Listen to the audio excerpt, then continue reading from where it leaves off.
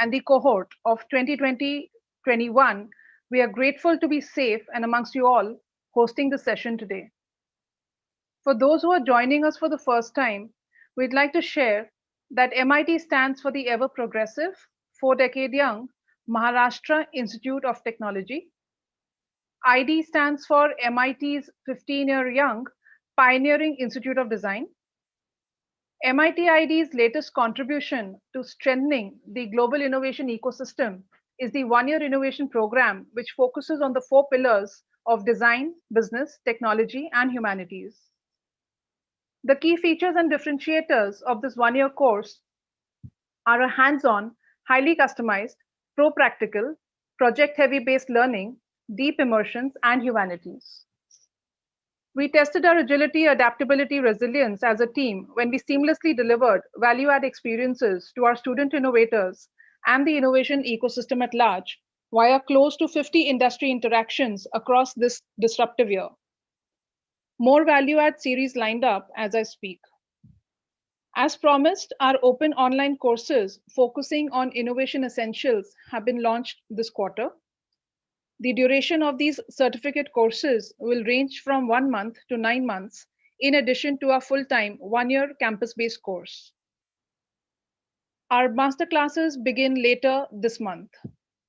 Moving on to today's session, we now welcome our guest faculty, innovator, Mr. Unmesh Kulkarni. He's a founder member of Oceanic Circles, a multi-dimensional insights-driven platform for collaborative design for social innovation and entrepreneurship. Former director of Honeywell User Experience, Philips Design, with global and regional design leadership roles working across continents, living in India and China. He co-founded a multidisciplinary design consultancy and appropriate technology lab called Design Matters. He designed physical digital solutions globally across sectors, technologies, and regions, bringing branded product and service solutions to markets at scale across healthcare, industrial IoT, life safety, consumer appliances, and electronics, lighting, FMCG, crafts, appropriate technologies, etc. A firm believer in the power of simplicity and creative empowerment in solving complex real-world problems, he has a number of design awards to his credit, including the 2009 Index Award, Red Dot Design for Asia, Idea Eco Habitat Award, IF Award, etc. This is our 47th industry interaction this season, and I, Priya Dhawan, Head of Collaborations, Branding and Outreach at the MIT ID Innovation Program, welcome you all once again to this thoughtfully curated innovation journey. Please do read the chat for other important pointers that have been shared. I'd also like to invite the head of the innovation program, Associate Professor Mr. Harshad Desai, to say a few words. Thanks, Priya. Thanks, Unmesh sir, for joining us on this wonderful day today. And I'm so glad that finally these things are coming to a fruition after a long time, where we were hoping to kind of expand the set of offerings. And apart from the one-year program, now we see this launch of the short, industry-focused and professionally curated programs for the larger stakeholders and the ecosystem here. So thank you, sir, for joining in, and we look forward to this particular session where we will try and explain what the entire scheme of things about social innovation is all about, and maybe try to understand what the actual masterclass that we have lined up later in the month holds for all the participants. So thank you once again, sir. Thanks, Priya, for setting this up, and without further ado, I invite Unmesh sir to get his presentation. Thank you. Thank you. Hi, everyone. Good afternoon, good morning. I don't know. I guess everybody's from India. So thanks MIT ID and the team for inviting me for this. This is really exciting. This is a topic that's really close to my heart, and this is something that I'm trying to build. So I'm learning as you're learning in the process. And so we're going to, sort of go through we are planning. I mean, that's the whole intention for this chat. And essentially, when we look at what we are planning, I would also like to, sort of expose you to some of the thoughts in terms of what's happening outside the design world in social sector. And the whole idea is, I'm assuming that you know a bit of design and you know a bit of innovation, but I think it's about talking about what is innovation for social sector. Yeah. So thanks for whatever introduction and platform, everything. Yeah. So the question is, why are we here and why are you all here? Why is this so important? So I guess all of us are going through tough times. The world is still, sort of getting out of pandemic. It has impacted a lot of people in a lot of ways. I mean, a lot of people have got pushed into poverty. A lot of people have got pushed into health issues and psychological issues. Companies had to transform their strategies because they're moving from, say, being more physical to more virtual, etc., etc. And we also saw during this period that the rich got richer and the poor got poorer, despite of whatever middle class explosion. So the market practices, what we think are for growth and progress, are really not working for the overall development on Earth, and of course it's very evident from what's happening to the climate and our inability to stop many things that are destroying the climate issue and pushing us into a bad phase. Yeah. So I think we have a chance to rewrite and recreate what is new normal. And so I think we're just going to look at those opportunities, and I hope I inspire some of you to look at this as a career challenge. So India has been, in a way, young country as we stand today. I mean, of course, we have ancient history, etc. But we are also very complex. It's like many countries together. This is a population map of India. If you had to, bring countries parallels here, so I think we have a lot of challenge in terms of how we sort of are set up. But we made progress in last, decades. When after the independence, we made progress in health, uh, poverty, literacy, sort of infrastructure in every possible way. Yeah, and I think from a receiving country to sort of country that contributes to world's development in terms of technology, knowledge, and sort of expertise, I think it's phenomenal. But there are still problems. We lack very low on some of the human development parameters. We have some of the most polluting cities in the world. We have a lot of deaths due to pollution. We have health issues. We have education issues, challenges. I mean, a lot of our graduates are not employable. A lot of kids coming out of school and cannot read and simple things or do simple divisions. So I think there are challenges, and of course there are serious challenges that are coming in. So unfortunately, climate crisis is global, and India is going to, face a lot of that in terms of weather and changing patterns on the ecosystems. So this is a map of Bombay. In an optimistic scenario, we lose part of Bombay by 2050. In the pessimistic scenario, we lose a lot of Bombay in 2050. And this is just the Bombay scenario. We're not talking about the rest of the coastlines and other parts which are, where there could be challenges in terms of riversides, etc. So we have a challenge, and it's not far away when you talk about 2050. We probably, some of us are going to see it in our lifetime.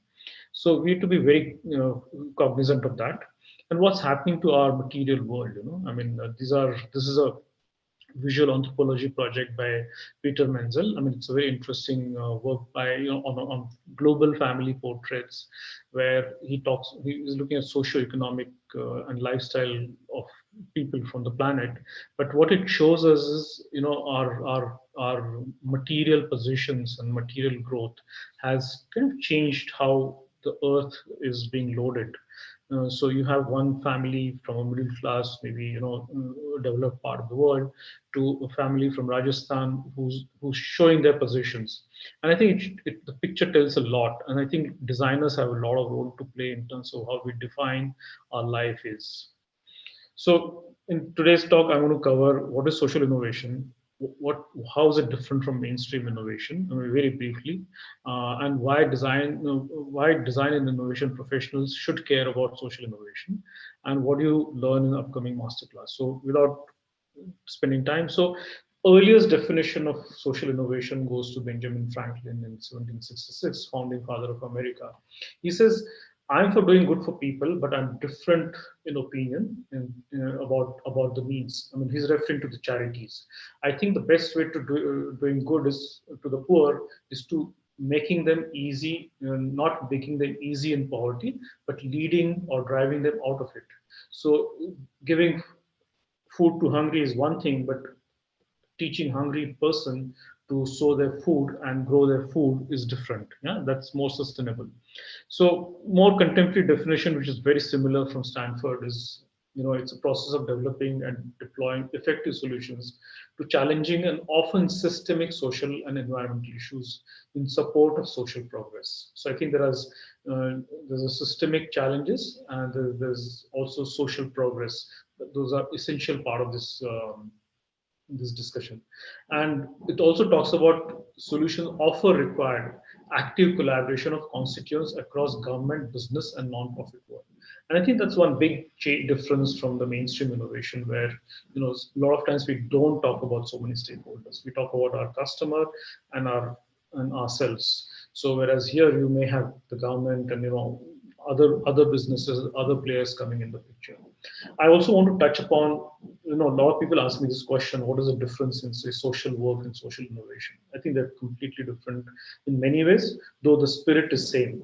So, social enterprise, for example, that's a new term, new thing that's floating in last 5 years, wherein it's about building a business model for profit or not for profit, where your economic, social, and environmental returns on investments are important. Social innovation is all about creating ideas for change. Now, therefore, whom and who will take it up, that's a different discussion. But it's broadly, it's a role of a social innovator. And social work is about, it's a disciplined approach, taken up by professionals, and their commitment to change, cause change, and development.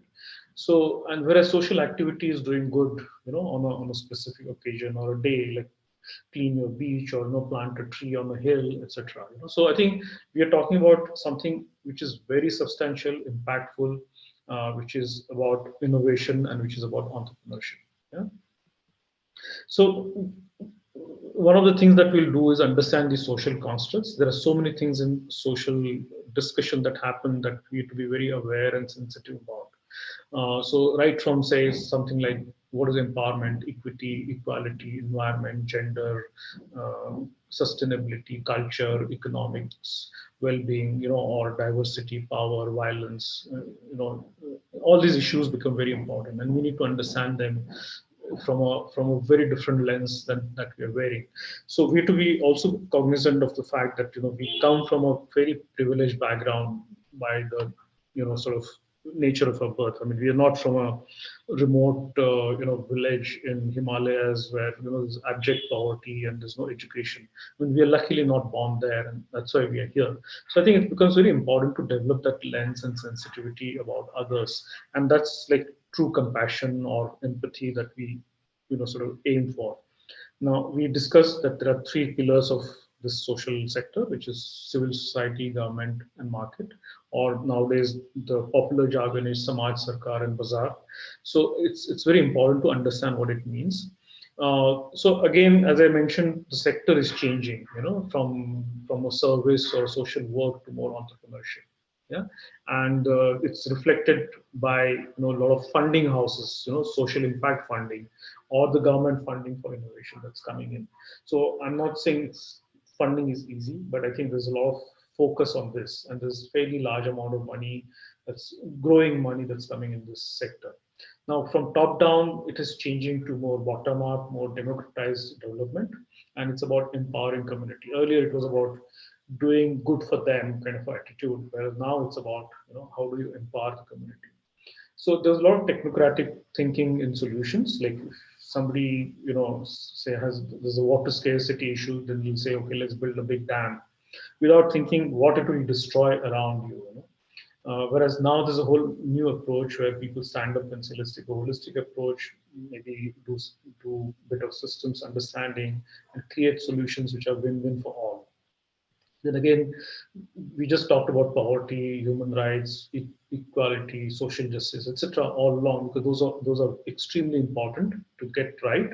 But now there's also sense that the freedom and justice also needs economic development. So I think there's a lot of discussion on doing things in a more dignified way, giving people right of choice on quality of life, etc. That comes in. So I think it's a very different way people are looking at how social innovation should be done. And we to remember one thing: social innovation is not just about poverty. It's not just about villages. It could be any issue which has a larger, broader social impact. In any of those three things we talked about: environment, economics, and people. Yeah. So again, we'll probably get into this, but there's a phenomenal framework from United Nations. These are strategic development goals. There's 17 goals which have a lot of interdependency, connectivity, and all the countries are trying to meet these goals. And these are, I would say, beacon for all the development that we are going to do, and all the projects. So today, even the corporates are following these social development goals, and they're claiming how their sustainable policies or how their product programs or how their thinking strategies are falling into this. So to me, this is an essential part of any designer's learning or any other professional's learning, because that's the way to go forward. And I think it should be important part of our conversation language that we use in our professional life, whether we work for social sector, corporates, or governments. So a lot of changes in funding, as I mentioned earlier. There's a funding coming in from CSR. I think there's some fixed percentage of profits have to be spent on CSR by law. That's helped a lot of fund to be released for sector. There's a lot of philanthropies and family offices, and there's also government programs which run. Yeah, so there's a growing awareness in terms of how that money should be spent. And I think it's not easy, as I said again, and of course, COVID kind of thing sucks away a lot of that fun. But I'm just saying that there's a fairly large amount of money to be spent properly, and we can make sure that it's spent in a meaningful way. So again, in terms of global development experts or industry experts, recognize design, as a central to everything that's done in social sector, or how we take their needs and feedback of people into account, and how that helps the sector to build the solutions which are right. Yeah. So the design process by nature is more participatory and collaboratory, and which is something which other sort of processes have to learn. The social sector works with the participatory process, like, so I think the collaboration between design and the sector is very, very straightforward and easy. So I think what we have to remember is it's been recognized. So in that sense, to me, it also means that design has possible career choices to be made, and a lot of designers are doing great work in the sector, and they're also making that as a career choice. So some of my experiences in the past. So as a part of Philips, we did these programs called Philanthropy by Design. So this takes us from the management jargon of philanthropy by doing. So how do you co-create value? We worked on sort of low smoke cooking ideas, and we literally did a participatory process in terms of work with these self-help groups and women from villages to create employment and to build the solution which worked for them. And of course, it won a lot of awards. It got scaled up in Kenya, Guatemala, India, etc. So, but of course, it's a corporate initiative. It has sometimes its own life and how it progresses. But I think it's been a fantastic experience in terms of how end-to-end participatory method work. Then we did another program on mobile clinics, and these are high-tech clinics with a satellite dish, etc. So it was entire thing was about community, testing with a prototype, I would say, and getting deeper feedback. And I think with COVID, I think this becomes far more relevant, I mean, in terms of how it should be built. So this was a social innovation program in terms of service design, but it also involved a lot of things in terms of designing, say, detailed solutions to cater to privacy, or to cater to people's anxiety and expectations, etc. So what do you learn when you learn social theories? Because when you do social innovation, we would talk about some of the social theories. Yeah, they're not complex, simple, but essentially that changes our mindset, in terms of how we look at our lens, rather, and I think it's important to have that lens. So, so what happens in the mainstream design versus social innovation is a few things are very different. One is, you know, uh, we want to bring in change. When social innovation, we're talking about bringing in a change in people, I mean, change from inside within, or community change from within. Like, you want to change the traffic in, say, Bangalore or Pune, you can't just change it by changing the road design if you don't change people, because they'll be still driving badly or parking badly, or sort of crowding on the road, whatever. So I feel it's about bringing in the change, so the whole system includes people at the center. So so I think, whereas mainstream, design would not worry about that. They'll just give what people want, more of that. You want iPhone 11, take it. You want another iPhone 12, take it. You need a better camera, take it. That kind of a thing. So we need to understand people as complex societies. They're very complicated, and unlike understanding of people as individual as we do in mainstream design.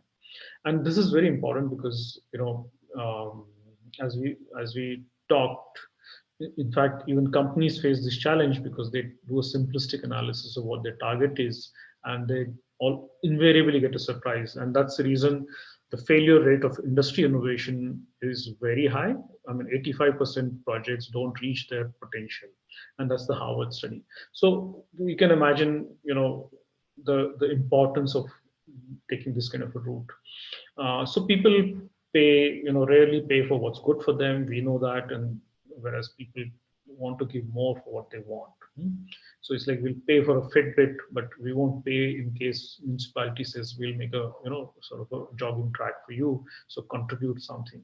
So it's hard to package work solutions in social sector because you're talking about complex stuff, whereas you're talking about in the mainstream, you package things as artifacts, as a process or a product or a solution, very, very easily. So essentially, when they talk about what are the qualities required to work in social sector, I think one of the things they say is you should be able to work with uncertainty, the fuzziness. You should understand complexities. You should understand people. Understand, what are the kind of unsolvable problems, recognize them, and also understand that some of these problems are not technical problems, they're human problems. So you need to have deep compassion and a sense of responsibility. Then you should have ability to work with collaborators. They say you should be able to focus on outcome and impact, and not exactly on output. Then you should have a research mindset because you should be very inquisitive and observant, etc. And if you realize, if you read through this looks like a job description of a designer's role, right? And I think that's where I believe that designers are best suited to run some of these social innovation programs. Yeah. So what is this certificate program on, on social innovation? So I'll just give you a very, very high level highlight in terms of what we're going to try and achieve. And I think if you have any feedback on this, you're most welcome, so we can take it up as a part of, as we are designing the course and curriculum. So the basic broad objective is to understand what social innovation means as a discipline, as a career choice, and its impact or other global frameworks that are being currently followed. It's also about broadening the perspective on what is social construct. So what does it mean to do social innovation versus mainstream innovation, and how does one proceed with that? Then it's also applying design methodologies for change. Now that's that's not very different from our design methodologies, but applying them for change. There's a slight tweak in terms of how we look at them on case studies or mock projects that we might do, because we have a lot of restrictions and it's a short kind of program. So we'll decide how we want to run that. Then initiating a group project which can change the world around you. I think that's what I want to do at the end of the day, to make sure that the group goes out with idea of what they could do. Yeah, so basically three step process. There'll be pre-work, there'll be session one, which is about introduction and discovery. Then there's group work, then there's a framing and conceptualization activity, then there's group work, and then we'll have reflection and commitment. And I guess some of you want to continue the project, you're most welcome. And the principles of this engagement will be interaction, openness, it will be participatory, it should be collaboratory, exploratory, and bold.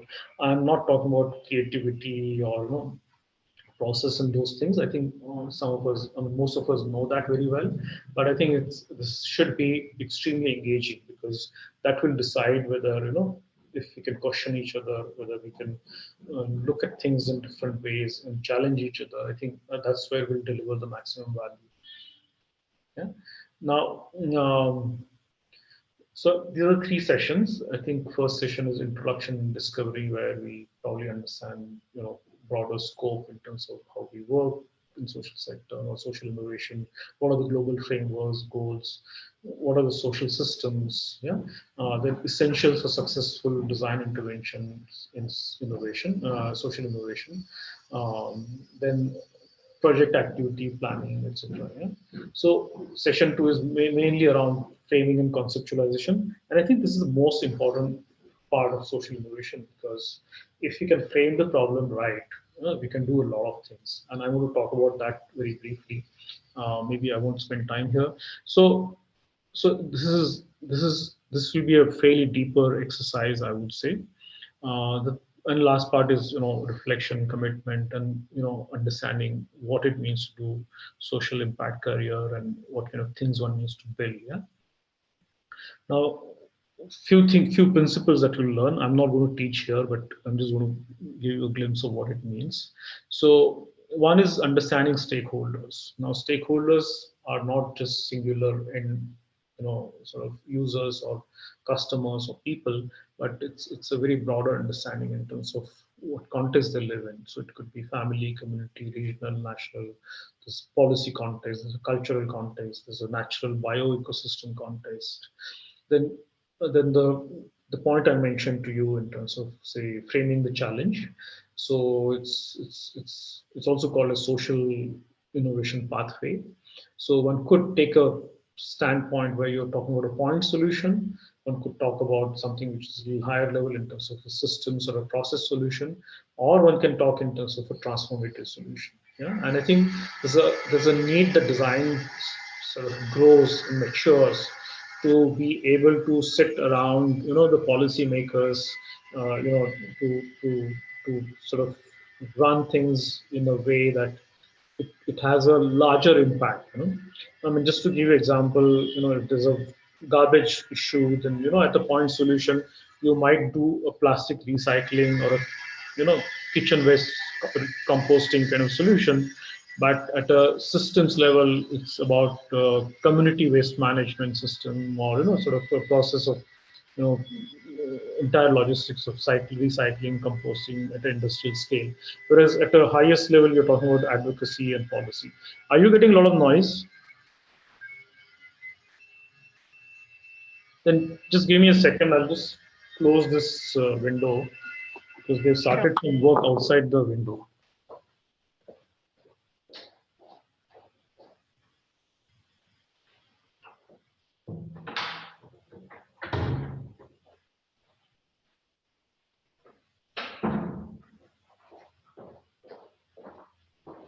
Sorry about that.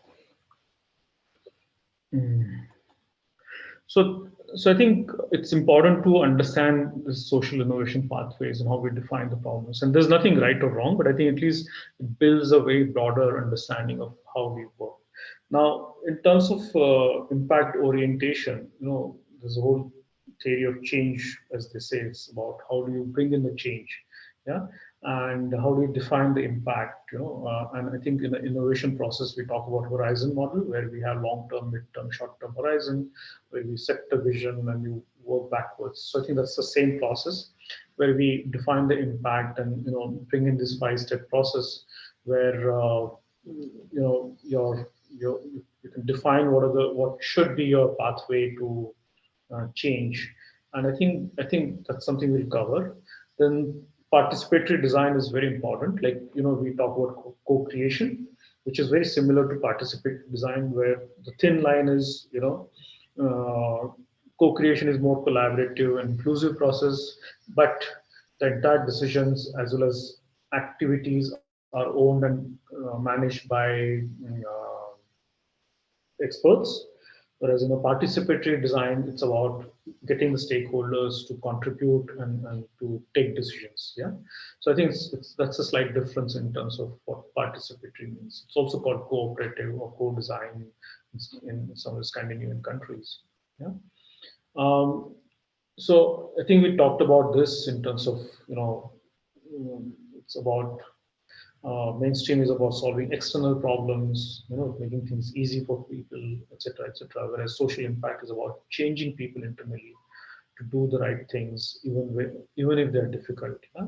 So I think that's a key kind of understanding. Yeah. Now I'll not go into details, but I think there are a lot of examples of such social innovation projects. I'll take 5 minutes to run through. I'm not going to explain, but this is a company that sells bottled water in UK, and they claim they are very sustainable bottled water company. I don't know how. And believe me, when I'm showing an example, I'm not showing them as a good or a bad example. It's up to us to judge, because they're also considered very innovative and socially oriented, because they put their profits into changing the water situation in Africa in terms of giving people pure water or helping them to manage water, etc. Yeah, so they're making bottled waters, and they claim bottles are more sustainable, recycle, or they're sustainable glass, etc. Yeah. Then this is another example where again somebody's trying to solve the water issue or drinking water issue, and they created a whole portfolio of solutions which are right from a small kiosk, which could be at a public place, to a kiosk, which could be at a like community space, etc. And there's a whole lot of employment generated through this program for women to manage these water kiosks. So they created women entrepreneurs in a way. So imagine how many things they've achieved. They solved the water problem. They created a technology that works, and they've created employment for women, and they've solved the water problem for a lot of people. Yeah, and you see a lot of these water ATMs, etc., coming in cities also now. In Bangalore has, for example, a lot of water ATMs.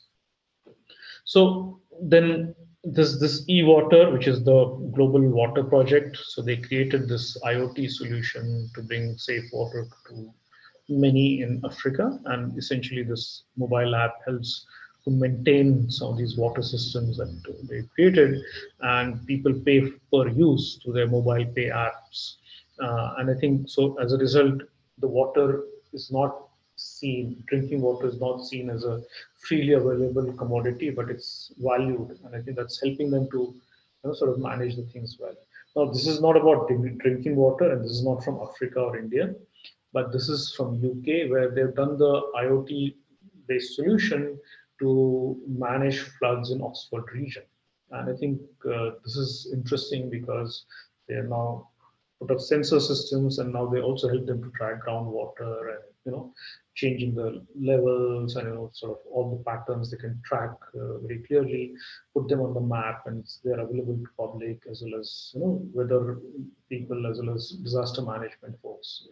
So again, when you get into social sector, there's a whole lot of new kind of reading that you could go through. Personally, for me, Victor Papanek, who wrote Design for the Real World, was inspiring, because that's how I started my journey way back, and I did a lot of those projects. And the second person who influenced me was E.F. Schumacher, and he wrote this book called Small is Beautiful. He was an economist inspired by Gandhi, and he wrote this book, and he talked a lot about appropriate technology and design. Uh, and I think that also kind of inspired me a lot. But I think there's a lot of new thinking happening in terms of systems thinking or design for impact, or and so on and so forth. I think there's a lot of literature on just to open us up to this problem. Now, I think this again, this is like repeating the point, but there's a growing realization among global leaders that what they thought was a scientific problem or a technology problem that could be solved. For example, Gus Pitt, who's an environmental lawyer and policy advocate, so he thought that environmental issues, the climate change, the greenhouse gases, or ozone depletion, can be answered by good science for 30 years. But he realizes that at the end of almost towards the end of his career, he realized that these are not problems of technology or environment or nature. They are problems of selfishness, greed, and apathy. And he says to deal with these, we need spiritual and cultural transformation, and we scientists don't know how to do that. And great thing is, of course, there are social scientists, psychologists, and people who know some of those spiritual and cultural transformations. But I think we are the ones who bridge this gap between science, technology, and the culture and social. And I think that's where design has a role to play. So, Priya, how are we doing on time? Quite good. If you want to, take another 5-10 minutes, please feel free to do so. I also wanted interaction. Yeah, So, okay, some more inspiration. I'm just going to run through so that you know what social innovation means in a broader sense. Yeah. So, Arogya Setu app. I mean, it was a social innovation in a way that countrywide. We tried to look at how do we do contact tracing. Now, developing countries do that very normally, like Singapore and all that. I mean, but still, it's not mandatory. Here, we made it mandatory, etc., etc. And a population of 1.3 billion, we had 16 crore. That's like 162 million people downloaded it. One doesn't know how many used it, but if you realize that the whole efficacy of app got killed because it was not possible that every Indian can have it, and if every Indian cannot have it, the solution just doesn't work. And it was touted as one of the biggest success and one of the biggest sort of downloaded app, but it was a very false sense of success. And that's the point I feel, that's the kind of critical view we need to build when we talk about programs and projects, that what it has achieved, what impact it has made, and where it has failed to make that impact, or where it has, sort of missed the whole point. And of course, I'm not talking about privacy, security, safety issues that it has. Like, people have hacked it, and they've shown even addresses of people where they live. So social discrimination, safety issues, etc. I have had a lot of challenges. I was in the COVID hospital, I mean, doing some research, and I was told that there are no patients in 3 kilometers radius. Yeah, whereas where I live, I'm told there are two patients in 500-meter radius, in Bangalore. So I think there are a lot of challenges. Then we have, fantastic social innovation programs like Arvindaya Hospital. I think every person who wants to understand social innovation should study Arvind model. It's an innovation done by a bunch of doctors, and particularly Dr. V. And I think they've changed how eye care is managed globally. Yeah, and they have demolished a lot of myths in terms of what can be done and what cannot be done. Another, the whole thing about Grameen, that's Bangladesh based microfinance firm or organization, I would say, set up by Mohammed Yunus. They've changed everything how microfinance should work.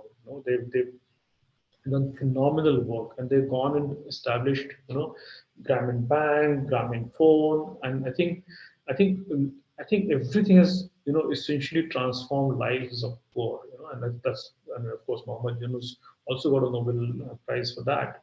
But I think these are essential case studies we should see. Now, this is a story of a social entrepreneur. I mean, Swapnil Chaturvedi. He's also called a poop guy, by the way. He's very proud of that.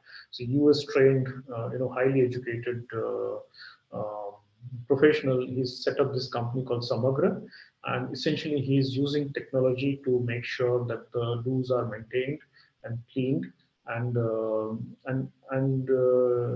it's a phenomenal model in terms of how he's building it up. Yeah. So again, somebody might say it's like Sulabh, but I think he's going beyond, personal dependencies to make it more self-sustaining, enterprises as individual units, as well as the whole system. Then there could be social innovation ideas which come out of a product or a simple point solution. There's a Fairphone, there's a Dutch bunch of guys from Holland. They created this modular phone which could be maintained and repaired endlessly, and it's available fairly economically. So Fairphone is a phenomenal thing in terms of making sure that the hardware we use is not lost every 2 3 years and create garbage dump. Tom's is another example you've seen. Tom's is a shoe company. They're a fashion brand in a way, I would call fast fashion brand. So they have a lot of baggage. I mean, a lot of criticism they face because of the fast fashion tag. But what Tom's has done is they've had their original one-on-one company. In the sense, you buy one pair, they would donate one pair to people who need shoes, uh, and uh, and they've almost given 100 million shoes so far. They also donate third of their profits to charity. So in a way, they're showing a way that the profit you know need not be dirty. Now one can also criticize them for being environmentally damaging, for selling like many shoes, and people go and buy these shoes even if they don't need or something like that, or they keep changing them because those designs are so exciting. So I think there could be criticism both ways, but I think there's a way they are building their own model. Yeah.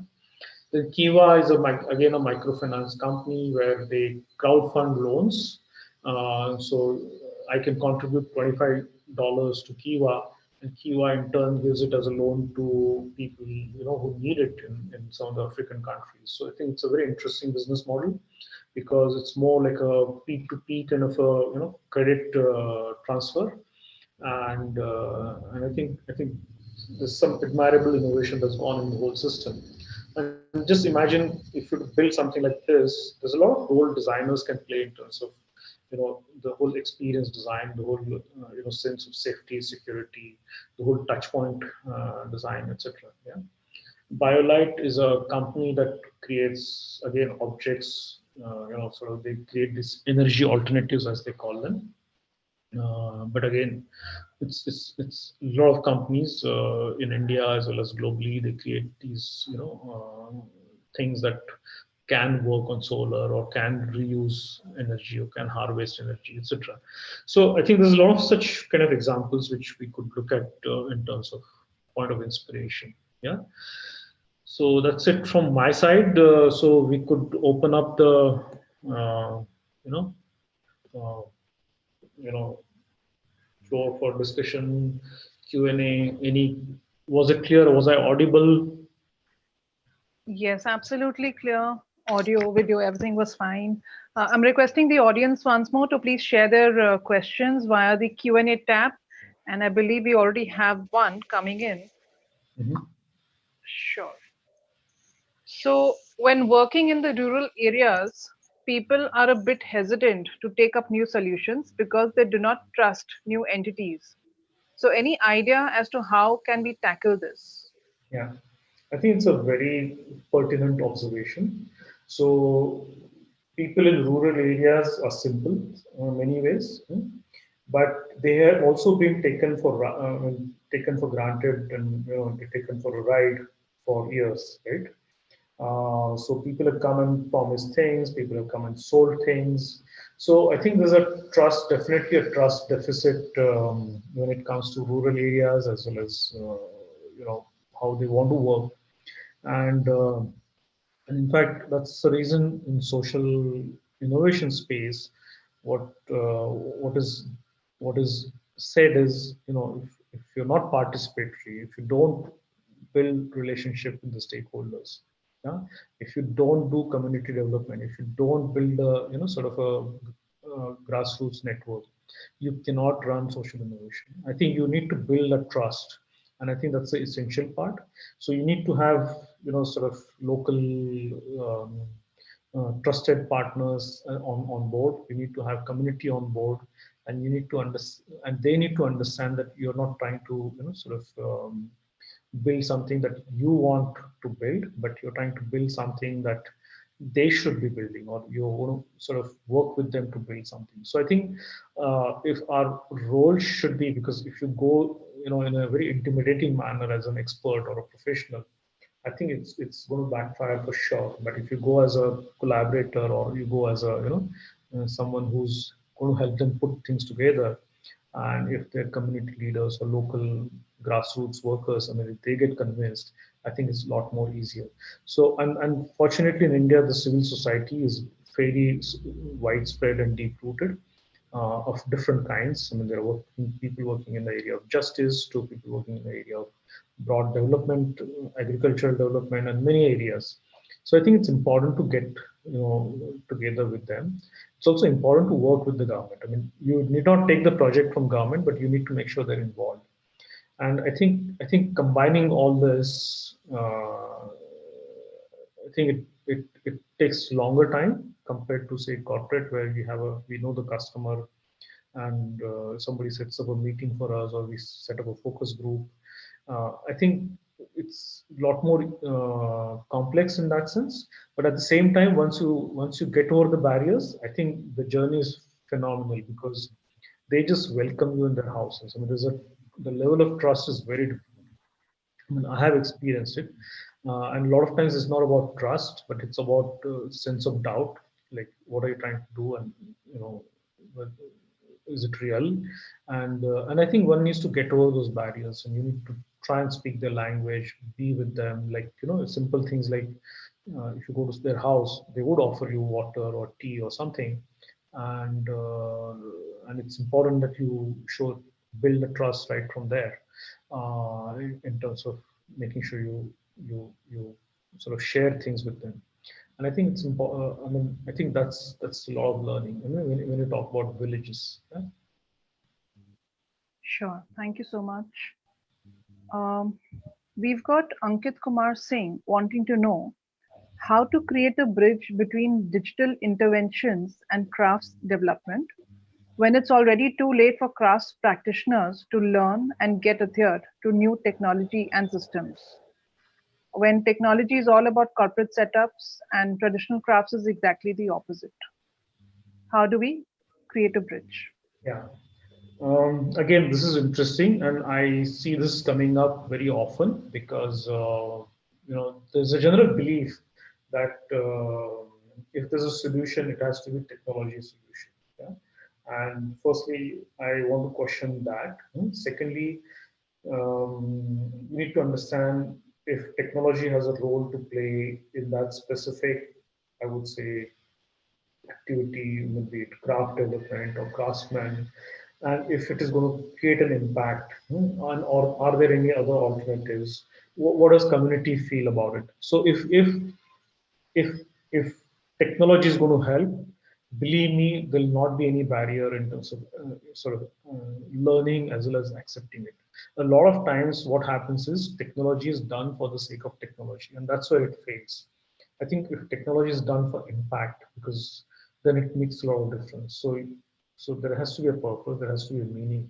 Yeah, and I mean, it's like, if you guys must have heard Simon Sinek, one needs to know why, and then one needs to answer how before you start talking about what.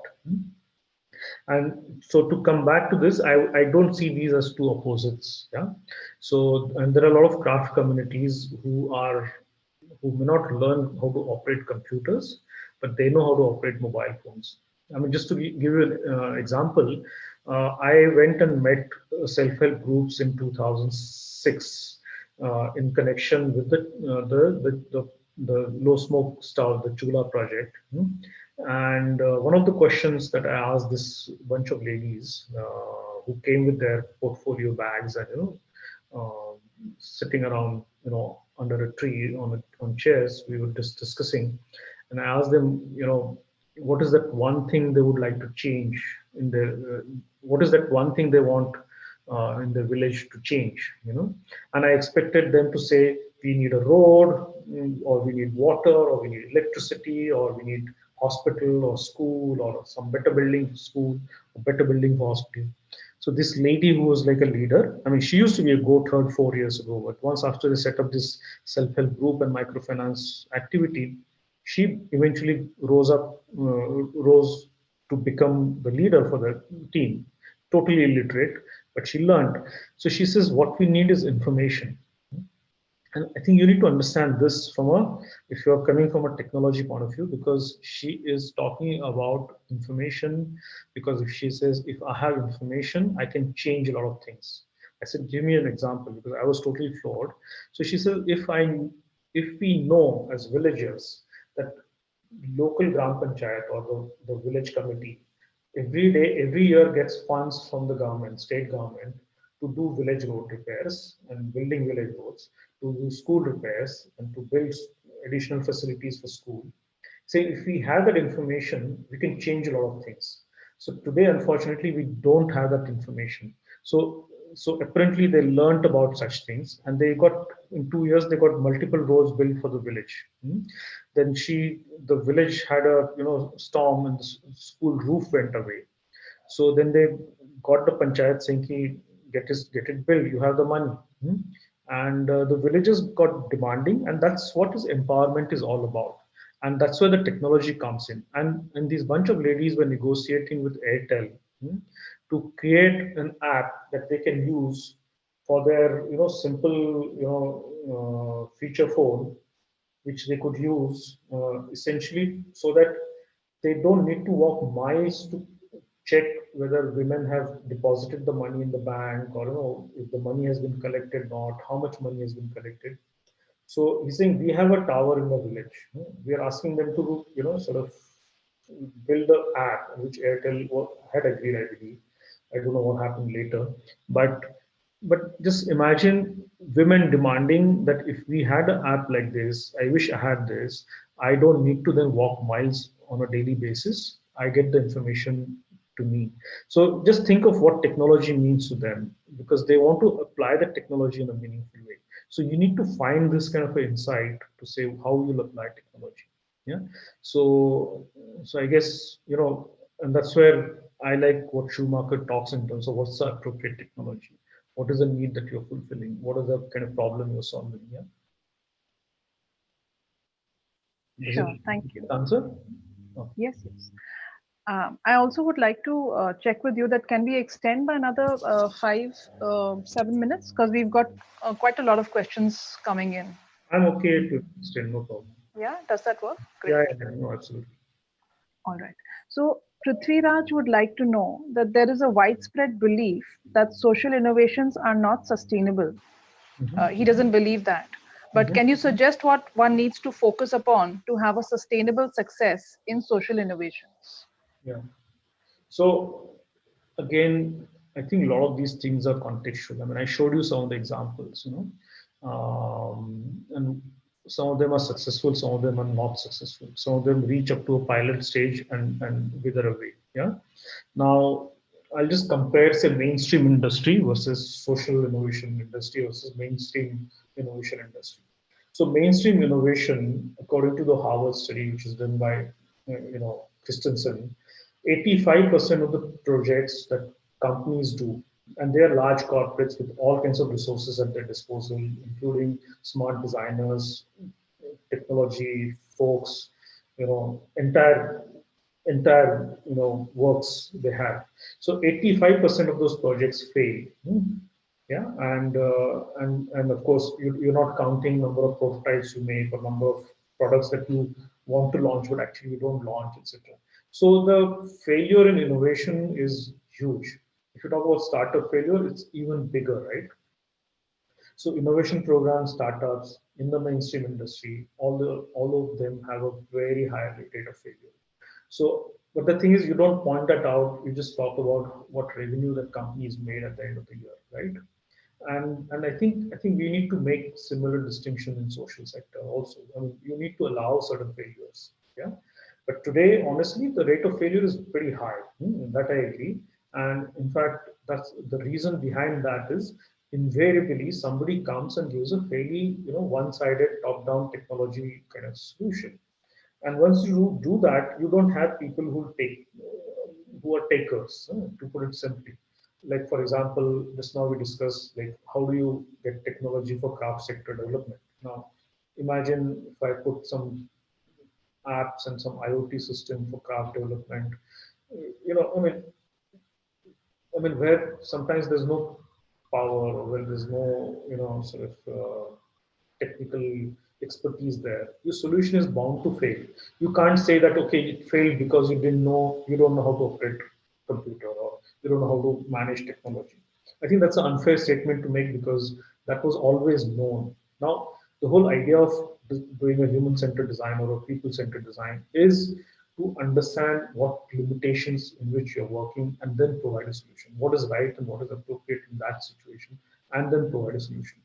And I believe that one of the reasons why a lot of social innovation programs fail is because many of them don't have a designer, I would say, bridging these kind of different gaps. Like we actually stand in the intersection of what people need, what business wants to do, or what technology can do. Right? We know those three pillars. And I think we can join these dots in a creative manner. And a lot of those programs and designers are not there. And even if they're there, sometimes they don't take a stand in terms of how to solve the problems holistically. So wherever this has been achieved, I think the results have been phenomenal. I mean, I just gave you an example of whole Grameen, enterprise. I mean, I call it enterprise now because they are beating the businesses in terms of what they can do with that supposed to be small, microfinance activity, or Arvind Hospital, or some of the. I think there are many examples of success. If you start searching, yeah. So to me, and that's where the role for designer comes in. That we want to make sure that the projects are set on the right path. The second thing that happens in some of these programs is you don't look at long term. I mean, you can't apply, say, a very short term focused, agile sprints kind of mindset in social innovation. That's another thing to remember because the short term focus can fail very badly. It's like the village says we don't have water, and somebody says big guy comes in, government says okay, let's spend 5,000 crore, let's set up a dam. And it damages everything around that dam, very badly. So I think those are the kind of things, pitfalls one has to avoid. And I think success has to be planned in, and the impact has to be envisioned. The road to impact may not be singular; it could be multiple roads, and that's why they say in the social sector, suppose you want to say bring in water, you may have to start on multiple tracks in terms of long-term, short-term, mid-term initiatives to mitigate that challenge. And all of them eventually lead to the end impact that you plan. So for example, you solve the immediate problem by maybe supplying water to the village that's dying of thirst. Then maybe you start to get people to volunteer and use some of these government schemes to build check dams and sort of check the rainwater harvesting, etc. Maybe start to you know look for old ways of water management and bring them alive. In Rajasthan, somebody's got these this irrigation system from ancient times got revived, um, and and they had these water channels that were running and conserving water from evaporating. So I think a lot of those things can be done in a very sustainable manner. It needs, of course, focus, dedication, and ownership, and that's why community needs to own it as well. So is that okay? Is it? Yes, thank you so much. It is. I'm going to give a glimpse into your educational journey to the audience, since we've got quite a few questions in terms of what they should study for and what's the kind of career path that they can carve out in the field of social innovation. So, like for example, you've done your engineering, and then you've done your Masters of Design at IIT Bombay. Then you moved on to IIM Bangalore, and then of course there's also um, the ILSS, the India Leaders for Social Sector, the leadership program that you've been a part of. So, at what stage did you realize, in terms of that innovation is now, a field or a ecosystem that you're foraying into, and then specifically social innovation? So, if you could kind of just help Yeah. the audience understand what Yeah. they should do, what they should study for to make a Yeah. Yeah. profession in social innovation. Yeah, yeah. So I think good thing is the social innovation or sector. They have such dearth of expertise of different kind, that no field is sort of can say that we have more scope or somebody says I have less scope. There's scope for everyone. You have organizations like IDEO has IDEO.org on a global level. In India, we have Industry Foundation, or there are a whole lot of designers who set up these kind of fairly large social enterprises, enabling entities, etc. You have Viara Network, and you have Uloi Network, and I mean a lot of them are there. Okay, so people have done that. Now, industry recognizes that they need to involve designers. So that is in terms of demand. I think there's fairly growing demand, and there's a fairly interesting demand. A lot of consulting organizations also have social arm like BCG and Dalberg, and a lot of them have that design and social innovation. So there's a lot of scope in terms of what design can do. Now, to coming back to okay, so my background. So I am an ILSS. They're very short thing. I was more of a leadership program for Philips. It was just 2 sessions of 2 weeks each. And that was more like just introduction of general kind of management thing. I mean, I had no intentions of studying, getting an MBA or something. It's not an MBA. So second thing, ILSS I did because I thought that could be a good transition from because 10 years I spent, 15 years I spent in corporate. And if I want to move to social sector, and after a long gap in from India, I felt it may be a good idea to understand what's happening in the sector. So I did that. That's a course run by Ashoka founders, and it's a fairly interesting thing for senior leaders. Um, but coming back to discussion in terms of where that thing started. So after IIT, after finishing design, I worked for a couple of years as an industry designer, and then I felt that I need to do something more meaningful. So for 8 years, I was running my consultancy firm, and we did a lot of this appropriate technology, craft development, livelihoods, educational, sort of tools and kits design kind of programs with tribal areas and all kinds of things. I think that was basically inspired by a lot of Papanek and Schumacher, ideologies. And to me, I feel it goes back then. Uh, and it was humongously satisfying, I would say. And we did some interesting projects, and very simple things could transform. But later, when I say John Phillips, luckily Phillips has a lot of this research and strategy happening in parallel. So we did scanning of healthcare domain for bottom of the pyramid. We did this entire cooking studies, which were at a, which were uh, essentially understanding indoor smoke, etc. And I think that also gave me a glimpse of what happens, in the wider sections of society, not just the premium, sort of, or upper classes, or top of the pyramid, or middle of the pyramid. But it gave me a spectrum in terms of what's happening. And we did a lot of research across the country in healthcare, in homes, and in education, and a lot of these areas. Now, of course, China and Honeywell was like a bit of a gap, but again, I mean, I make sure if I'm working on a project that it's meaningful in many ways, even if I'm doing a mainstream design, which could be very stylized or whatever. So we need to make sure that it's not sort of damaging environment. It's not probably going to kill someone. or it's going to have a true benefit. It is going to have a long-term impact on people in their lives. And I think, luckily for me, I work for companies who also had some conscious in that sense. So Honeywell, we created systems which were reducing energy consumption, making buildings green, making cities safer, making buildings more productive, etc. So I think there's a lot of satisfaction in even doing such things, even if it's not directly like a social sector program, but it's very meaningful, very useful for the society to sort of going forward.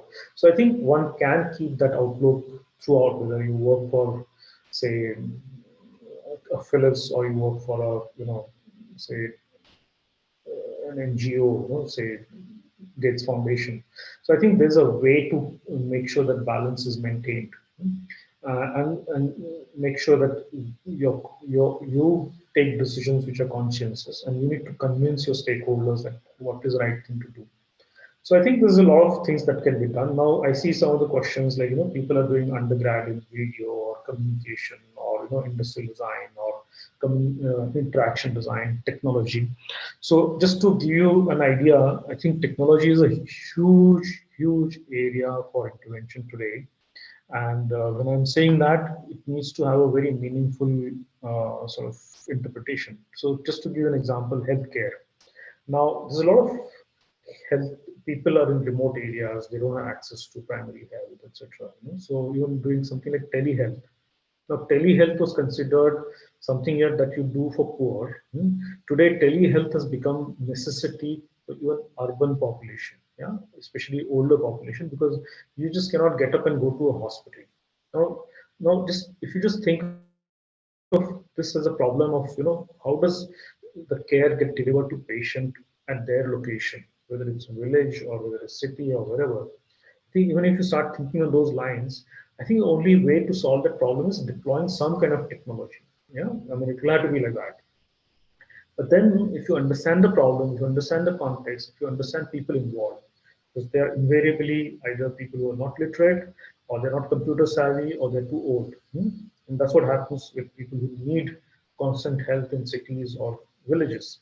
And I think I think the things pick, would start to fall in place by itself. And that's why I keep saying that you need to sensitize yourself to broader spectrum of issues and social sector challenges. And that will help you to sort of make these choices, whether you work for, so say, you can say, you know, automotive company doing cars, or you're working for a mobile phone or consumer electronics company, or you're working for Google or Facebook, or you're working for an NGO. I think it probably, you need to build that mindset of being responsible. Does it answer the question? And of course, to put it simply, there's a lot of work to be done on, you can say, communication, advocacy. And then the video becomes a very important means. I mean, so, so I think video can be used for education. Crowdsourced video can be used to sort of spread the messages. Yeah, learn from each other, peer learning. Yeah, and and that's been used. I mean, if you look at some of the interventions in say, agri tech space. Yeah. Um, I mean, they started to do peer video to just to share best practices among the farmers. Yeah, and I think those kind of thinking are very important. So it doesn't matter which discipline you are in. I think the sector needs people. Sector needs experts. Yeah. So Sure. Thank you. Thank you so much. yeah. I So guess, yeah, any go other ahead. question? Any other thing that needs to be addressed? So for more questions, I think we'll have to take them offline. Yeah. Um, and I'm sure, I mean, with the upcoming masterclass, I'm sure a lot can be answered during those as well. Yeah. So we'll be concluding the session here. So I'm requesting the audience that for more questions to reach out to us offline on LinkedIn. Special thanks to our guest speaker innovator, Mr. Unmesh Kulkarni, for his time and sharing the value add takeaways from his innovation journey. We'd like to invite you all to our next session on power of predictions and learning about data-driven innovation this Wednesday, 11th November 2020, 3 p.m. to 4 p.m. Our guest speaker is Mr. Mukesh Jain, Chief Technology and Innovation Officer, Vice President and Global Product Head of 890 by Capgemini. So, this curated series will feature a variety of industry thought leaders and social innovators like Mr. Unmesh Kulkarni, who are a part of the global MIT ID innovation ecosystem. We recognize the need to reach out to thousands of aspiring innovators and help them gain the skills and knowledge required for their dreams to become a reality. We encourage to connect with us via our social channels. For those interested in becoming top notch innovators, we invite you to explore our courses that will fast track your career path. So log on to www.mitidinnovation.com to kickstart your social innovation journey with MIT ID Innovation Program. Let's learn, innovate, lead. Thank you once again, Mr. Unmesh Kulkarni. It was wonderful having you on board and listening to your inputs, and of course, that you are freely sharing from your experience and helping us learn a lot more about social innovation. Thanks so much. I guess along with the questions, if the audience can send requests in terms of what they expect, or they have suggestions, I think that will also help. Right, right. So we will be in touch with them offline for sure. Sure. Great. Okay. So yours innovatively, Priya Thavan signing off. To everyone, stay connected, stay safe, and keep innovating every day. Thank you. All the best. Yes, thank you so much. Thank you, everybody. Thank you so much.